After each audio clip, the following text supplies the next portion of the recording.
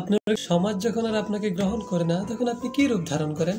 যদি একদিন সকালে আপনি ঘুম থেকে উঠে দেখেন আপনি আর মানুষ নন, আপনি এক অদ্ভুত পোকা। ঠিক একই অভিজ্ঞতার মধ্য দিয়ে যায় গ্রেগর সামসা, ফ্রেঞ্চ কাফকার বিখ্যাত উপন্যাস দ্য মেটামরফোসিস।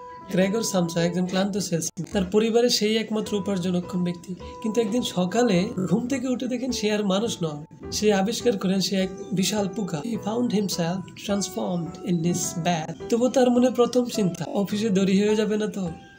কাফকা আমাদের দেখাতে যাচ্ছেন আমরা মানুষ হিসেবে আমরা কতটা বন্দী আমাদের দায়িত্ববোধের কাছে। এটা শুধু তার শারীরিক রূপান্তর ছিল না, বরং এটা মানুষের মানসিকভাবে ক্রমশ সমাজ থেকে বিচ্ছিন্ন হয়ে যাবার গল্প।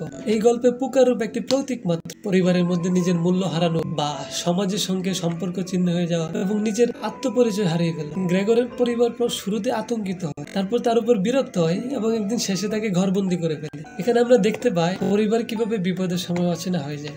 গ্রেগর আর মানুষের মতো আচরণ করতে পারে না, সে কথা বলতে পারে না, কিন্তু সে অনুভব করতে পারে লজ্জা, একাকিত্ব আর ভালোবাসা। সে তার নিজের বোনের প্রতি ভালোবাসা রেখে যায়, কিন্তু শেষমেশ তার কাছেও সে বোঝা হয়। এই অংশ আমাদের প্রশ্ন, আমরা কি কেবল তখনই মূল্যবান যখন আমরা উপকারী? সমাজ বা পরিবার আমাদের অবস্থা, চেহারা বা ক্ষমতা দিয়ে কি আমাদের মূল্য নির্ধারণ করে?